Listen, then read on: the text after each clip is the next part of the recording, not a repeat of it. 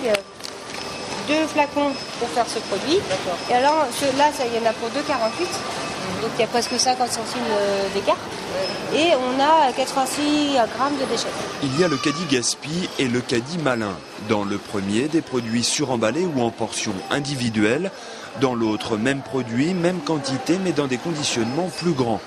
Avec 380 kg de déchets par an et par personne, les emballages doivent être contrôlés à la source, c'est-à-dire en magasin, lors de l'acte d'achat. Sur ce caddie derrière moi, l'exemple, on gagne quand même 7,60 € sur une quantité et on produit beaucoup moins d'emballage. Donc on fait 2 gains, à la fois économiques et à la fois environnemental. Une logique économique que l'ensemble des consommateurs est encore loin d'avoir adoptée.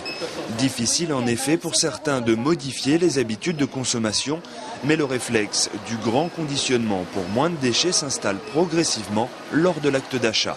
On a un peu tout au niveau des discours. On a ceux qui disent que c'est un peu ce qu'ils font, acheter grand format. D'autres qui vont nous dire, moi des fois je préfère le petit format parce que ça me fait comme la petite bouteille de lait, comme ça, comme j'en consomme pas beaucoup, je préfère acheter ça au lieu qu'elle se périme dans mon frigo. Disons que je sais aussi prendre en plus grande quantité quand je sais que ça va être utilisé. Comme par exemple le jus de fruits en 1,5 litre, c'est plus avantageux qu'1 litre, il y a moins d'emballage disons. Et ça coûte moins cher au litre aussi. C'est vrai que on n'achète pas non plus des trop grands emballages, vu qu'on n'est que 2, on consomme moins aussi.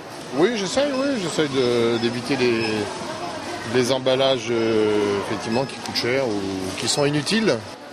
Pour cette semaine européenne de réduction des déchets, 64 magasins de la grande distribution ont décidé de participer à l'opération pour une nouvelle fois sensibiliser le grand public sur l'importance de réduire les déchets tout en préservant son porte-monnaie.